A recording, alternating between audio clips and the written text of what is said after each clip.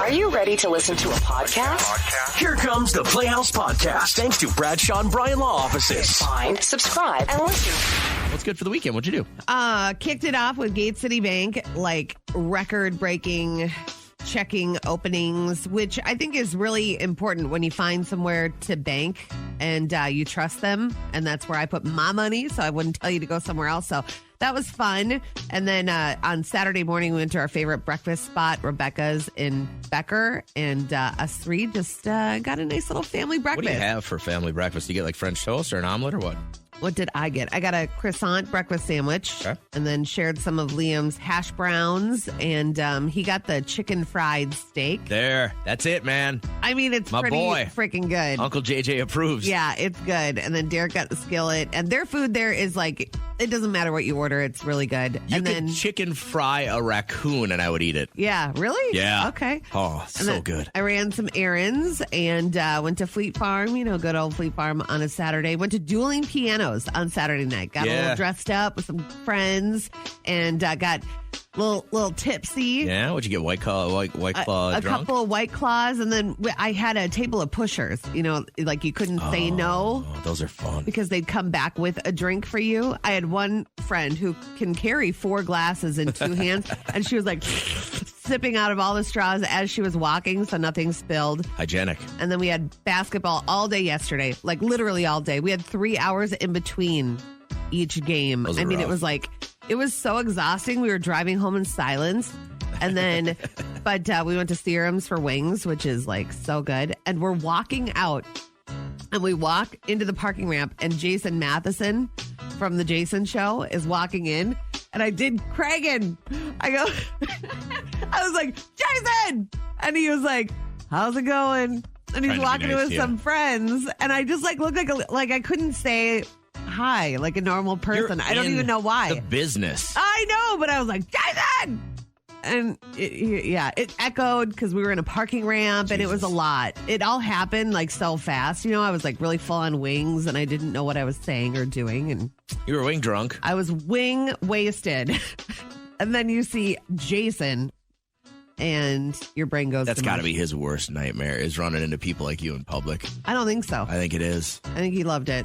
I guarantee he didn't. And then Derek followed it up with, what's up, Jason? Just like super casual. Like, I apologize for this crazy woman in front of you. That was it. Way taller than I expected, by the way. I just read, Kat, that 77% of adults believe tattoos are a turn on. Okay. Agree or disagree? I think it depends on what they are. Okay. What if it's okay?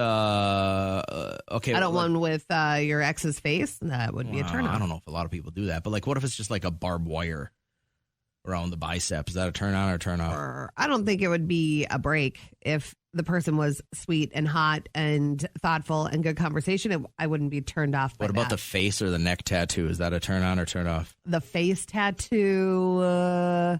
Yeah, that might be a bit distracting for me. Really? Yeah. I'm not judging a person that has one. I'm just saying, I don't know if I could. You're never judging if you're saying it's a turn on or a turn off. But yeah, at least 3 out of 4 of us say tattoos are a turn on. Now, I bet if you dial back the clock, and I bet if you asked your grandparents who are in their 90s if tattoos are stupid or dumb, and they would both probably go, oh, they're dumb. Don't desecrate your body. Oh, you remember did I ever play the voicemail of Grandma Ellie? Oh, and what she was left mad on when my- your sister got a Yes. tattoo. Yeah. So my sister kept getting these tattoos, and then my grandma, she left her this heartbreaking message where she's like, oh, Emma, please stop tattooing your Did it work? body." Did the message work? I am not sure. And so I was just like, can you really go against what this little old lady is saying? So I wouldn't be able to. It made me start thinking about, like, we're having kids right now. What is, when we become our grandparents' generation, Yeah. what's going to be the body modification thing that says I'm rebelling? I don't mean, know. piercings are in. Yeah. Tattoos are in. Do you think it'll be so far as to like the gauges? Do you think they'll get more popular or not? I hope not. There's a girl that I can't say where I know her from, but I see her once, maybe twice a month, and she works in a very professional environment, but she has these huge droopy ears Like you because can she get didn't want her gauges in anymore, and she had stretched them so far that she'll have to have surgery if she wants them to look normal. They never will go back. No. We got all these great stories when we come back from Mexico. This one was sick. This one it made me, I thought a lot about this on the plane ride home. I'm like, this is just. It's sad when a group of guys will go along with it, even though, it's probably 3 out of the 5 of them were like, oh, don't be a dog, man. But there was a group, and it's always Ohio guys, and they're down there, and they're broing it up, but they all have their girls. They were all the girls that were blonde, amazing bodies. It's like they got them all from the same place. Yes. And I was like, okay, so they were all up watching one of the shows that happen at night in this big meetup, beautiful corridor area. And we're doing our hookahs and we're watching the show. And next to us is this group of 5 guys that we were down at the pool with earlier in the day when they were with their girls. Who knows where the girls were? But the 5 guys were at this table, and there were some girls across the way that one of the guys was like kind of eyeing up the group of girls over there. And he was like alluding to the fact that he would probably go get her a couple of shots and they'd hang out the rest of the night. Mm-hmm. And he goes, I swear to God, if you guys tell her, like saying, you better not tell my lady. And they were like, oh, yeah, for sure. Good luck. Good luck. And I'm like, really? You're going to be a cheater's alibi while you guys are on a couple's vacation? I would bet they were all out to get strange doing booty. Stuff like and that? It was almost like a competition. That makes me feel really even more upset about it, that all 5 would be in on activity like that. If you're willing to help somebody cheat, you're probably a cheater, too. This wasn't a bachelor vacation before the wedding, which is not an excuse either. But I'm just saying, women are either in their rooms sleeping off the day, or their women are somewhere else. But they weren't with them. And the fact that these guys were going to be a cheater's alibi made me just feel really sad for the woman. I don't think I could do it. If I had a friend that was like, hey, you need to tell my wife that I was over at your house playing pool last night. If somebody asks, I'd be like, no, man. You just wouldn't pick up your phone or what? No, I would just say, no, you got to find somebody else. I just can't be part of something like that. Well, that makes me feel better about you. I know Derek wouldn't be able to. Yeah, mostly because I don't want to be in your business like that. Yeah. Right? Like, I'm not looking for more problems, but don't use me as a scapegoat. Find somebody else. I know. And I say all this out of this side of my mouth, but I did cheat on that boyfriend I talked about earlier today when I was 16. And I asked my friend Jill, I was like, listen, we were hanging out with these guys that were in college when we were in high school and made out with one of them. Not too proud of that moment. But I was like, listen, we were at your house all night, watching movies, eating popcorn with face masks. I feel like those people get caught all the time. I am so surprised I didn't get caught. But I had a ride or die. So there's always somebody that will say that they were with you. Were you ever a cheater's alibi? Here, if you want to call real quick, number one, if you call or text, I promise anonymity, right? We won't say your name. I won't say part of your phone number, because I know you don't want to be, a part of this. But have you ever been kind of like an accessory to infidelity? The question this morning was, have you ever been like the accessory to somebody's infidelity? When we were in Mexico, we were sitting next to this group of guys, and all day we were kind of, you'd see these guys by the pool with their ladies. And know these kind of guys. Here's an example of what I heard. So I'm going up to get a drink, and I'm sitting at the swim up bar, and one of them was telling the story to the other ones. And he's like, all right, so-and-so, yeah, this chick walks up. So ugly, right? She's so ugly. And she's like, hey, would you guys like a shot? And before she could say shot, so-and-so's like, yes, I'll need a shot to be with you. And that kind of guy, the kind of guy that would tell that story and all the guys react like, damn. And so, yeah, they were flirting with some girls across the way. They definitely were all with somebody, because all 5 of them would walk down every morning with the same 5 blonde chicks. So who knows where those girls were? But the guy that was like, yeah, I'm gonna send some shots over to that girl. I'm gonna try to shoot my shot. And don't you say anything. You guys better not say anything. I'm like, this is so awful that all of them would be like, yeah. So we got a message from Miranda. Like, the question is, have you ever been a cheater's alibi? And she says, I was and didn't know it until weeks later. She told me way after the fact that she had told her husband that she and I went to a movie. Luckily, I had never met him, so it was nothing I've ever had to lie about myself. And she goes, you don't have to hide my name because I told her it was heartless and never do that again. My favorite is we're like, hey, can you call and tell everybody that story? She's like, well, I can't. I'm texting from my lap while muted on a Zoom call. I keep you guys on in the background unless I have to talk. Yeah. Hee-hee. So, yeah, I just think you're almost as bad. If you're helping somebody cheat, you're almost as bad as the cheater. It's very true. It's still a lie, and it's still stupid, and it's still going to hurt somebody. Yeah. I don't know. It's not a spot that I would, as an adult, happily married, would want to be in. Yeah, I would. If somebody asked me to say, hey, can you cover for me real quick? No. Man, I ain't looking for your problems, too. Guy walks up, and he's got his grandbaby in his shopping cart. She's sleeping. And he goes, which one of you is on the radio? And I said, me. He goes, all right, so when do you talk? I said, I do mornings. He goes, wait. And mind you, I have a huge laminated name tag. Okay. And he goes, what's your name? And I looked down at it and I said, Cat.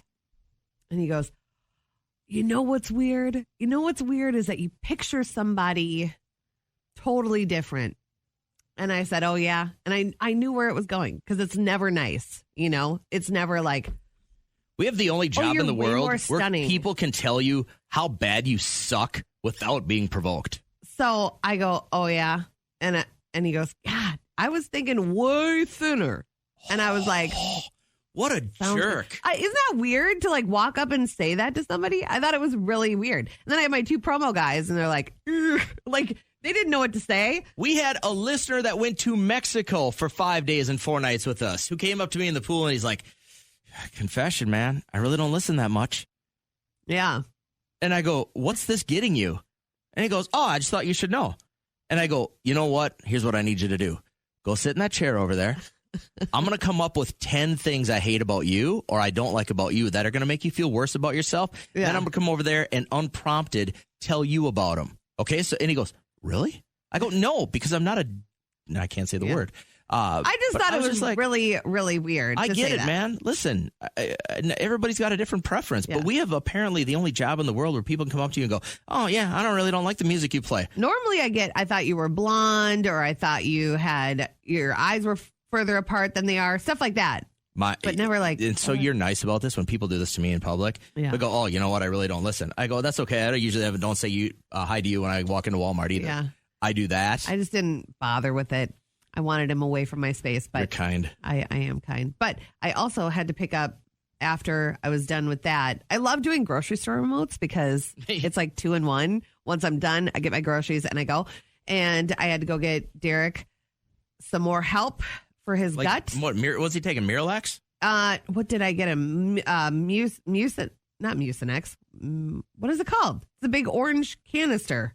Mucinex is orange, right? No, not Mucinex. It's for his gut. It's like for gut health or pooping?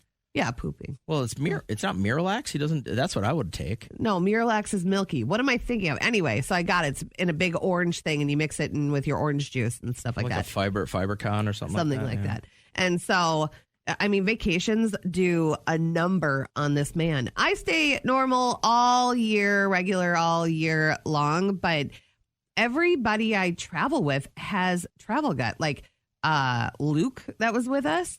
He's like, hey, these are the conversations, by the way. One, the channels that we found gifted to us in our room. That was a big conversation. And then everyone was like, oh, yeah, mine looked like a little rabbit. This is so weird because I get better. I get your wife was bad. I poop better when I'm on vacation.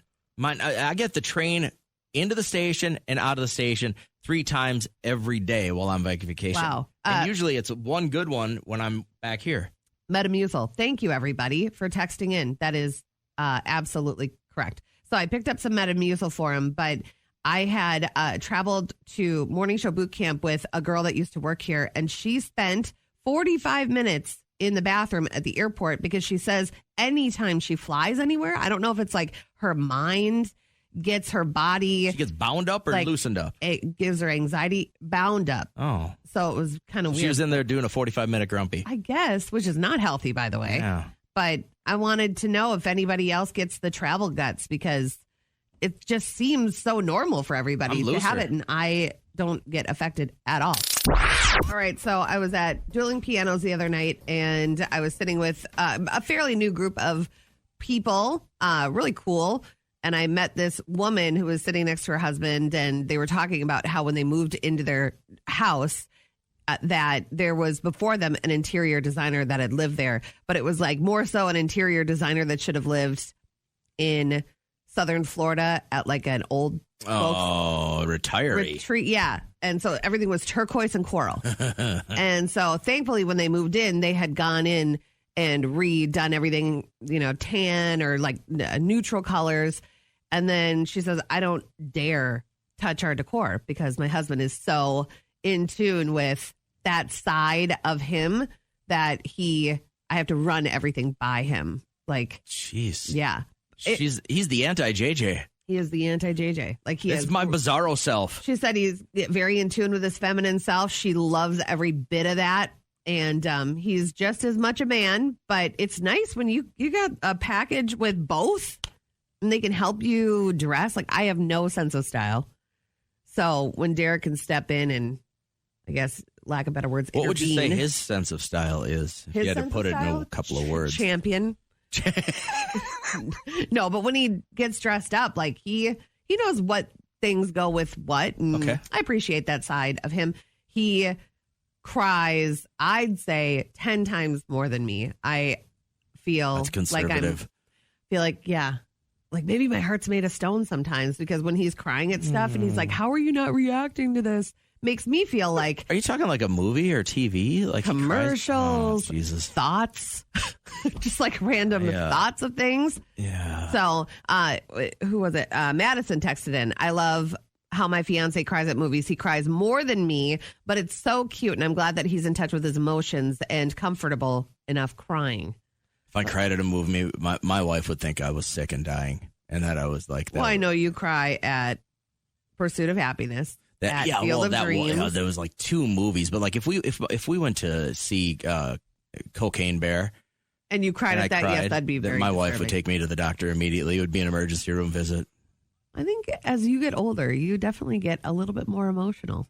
Like I see your eyes welling up with. They're just dry. Okay. Like I want to know what is it about your partner, your husband, your boyfriend that you love because he's so in tune with his feminine side? What makes him a little bit more? I bet you couldn't get an answer out of my wife here.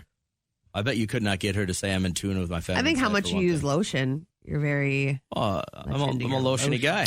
I've been singing all morning. It's been kind of annoying. Oh, I'm sorry. Has it been bothering you? Seem like you're in a good mood, though. I feel like I'm in a pretty good mood for a Monday. I, normally don't like to share my chops. I think I have pretty good pipes. You know where I really made an impact with my music was way back in the day when I was an au pair and I was hired. I went overseas for this job, which pays incredible money. Okay. Then why not do it?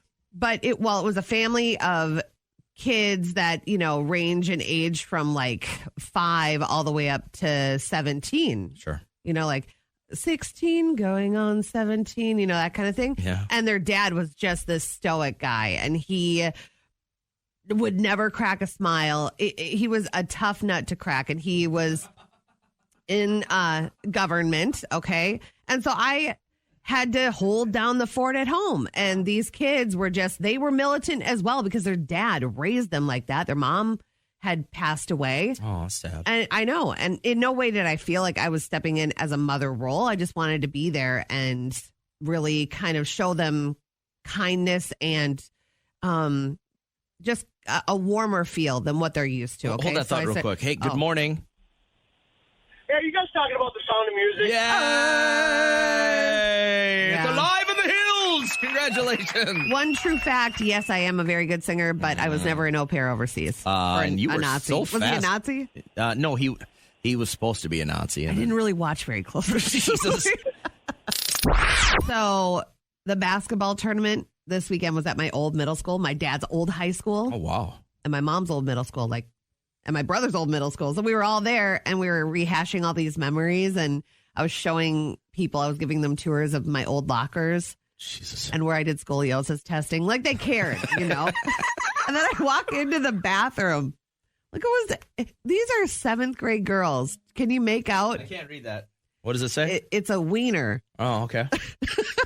That's just it? I assume you can't recognize something that large. Look how large that thing is. Now I see it. You see the round things there. It's in pencil. I don't know. That's not permanent. This is nasty stuff. Somebody should be taking care of it. Jeez. Yeah. How do you know it's, well, never mind. Forget it. See right here where it curves. That's how. But he's obviously a Christian. Yes. But I had to relive this core memory. Our final game was in gym 2, and that's where we had our 7th grade dance. And that's where I asked Peter Blankenship to be my boyfriend. And I looked and I remember in the corner. That reminded you of Peter Blankenship? I walked up. No, not that. But I look over, I glanced, we were at halftime, and I just glanced over into the corner where I remember walking up to him and his friend Alex. And I was like, hey, Peter, will you be my boyfriend? And he said yes.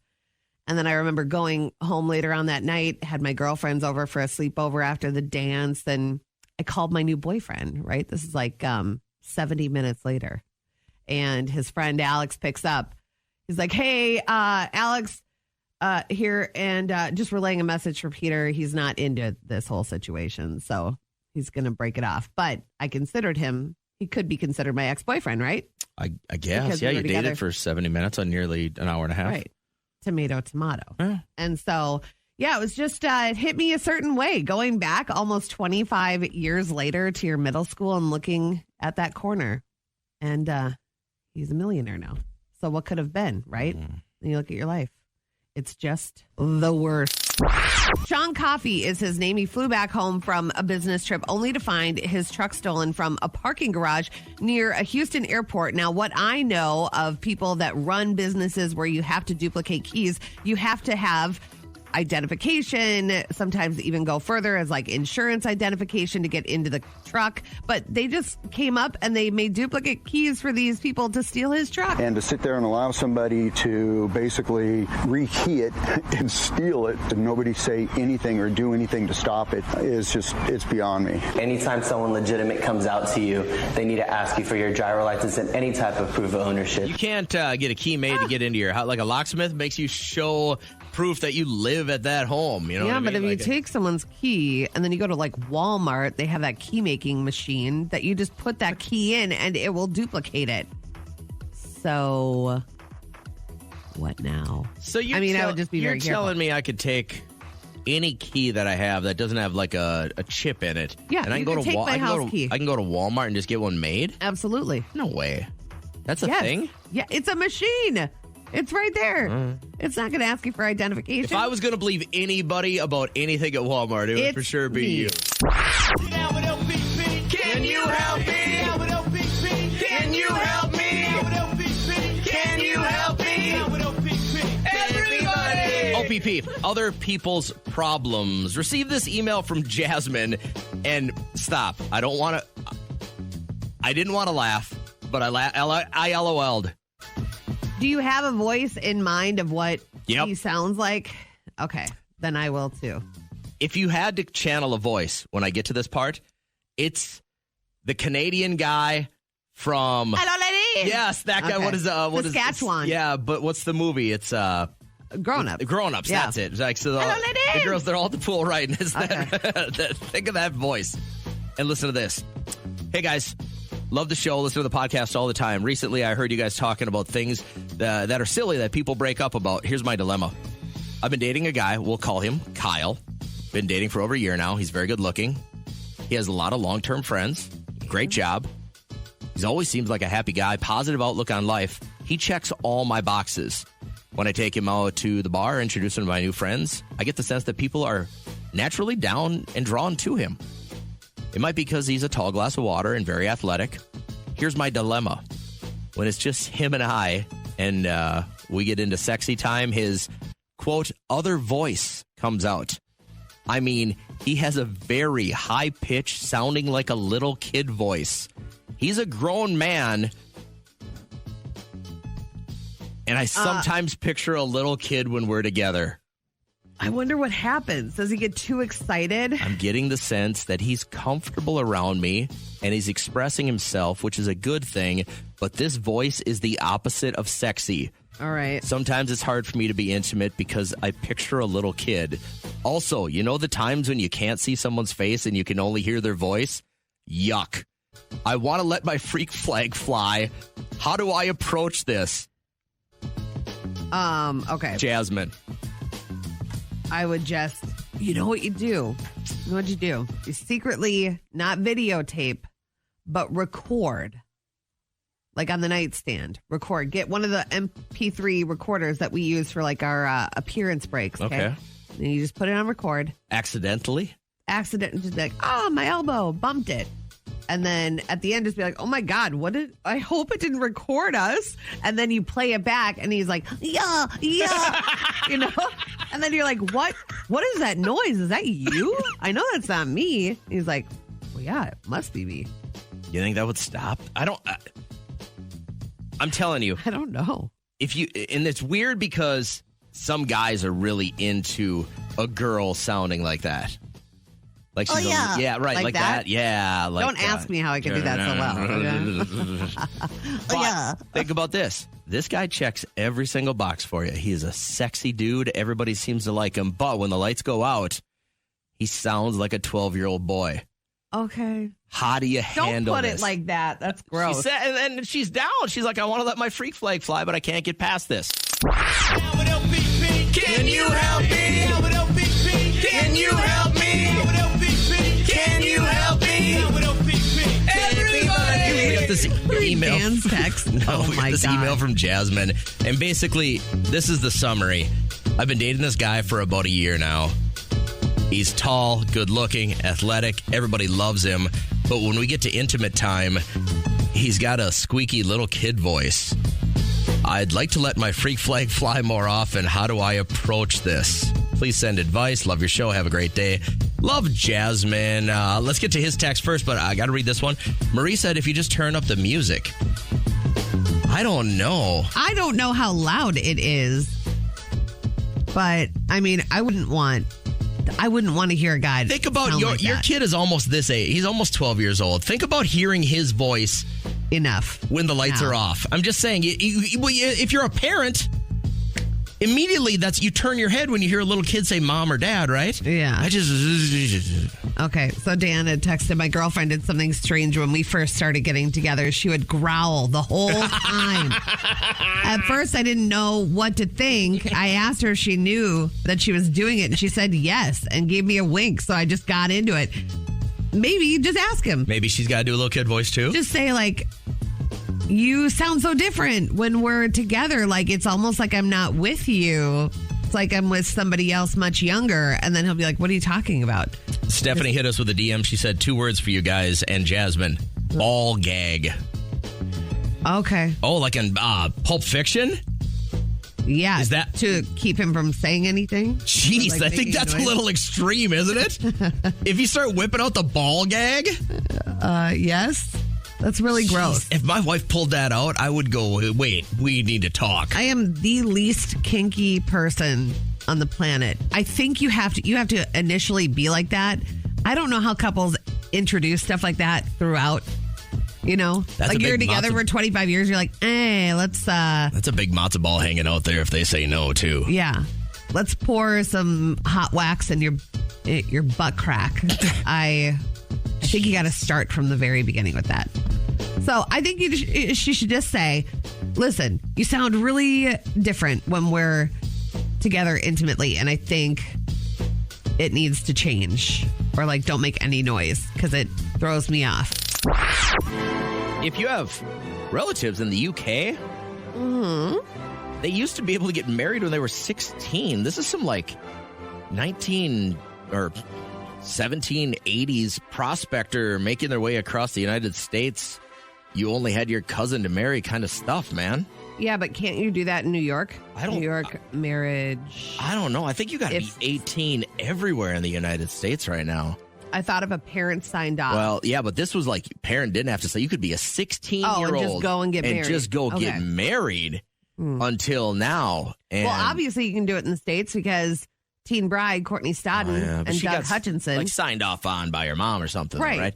But so they're just changing these rules now. Like the consent age is now going to be 18 in most of the UK. And it made me start thinking about it. Like, when you're that age, you're like, I know what I'm doing. I don't have any idea. I don't need my mom or my dad to sign off on this stuff. But I thought it would be interesting real quick this morning. And I want you to call immediately if you are still with, now, here's my prediction, farm people. Okay.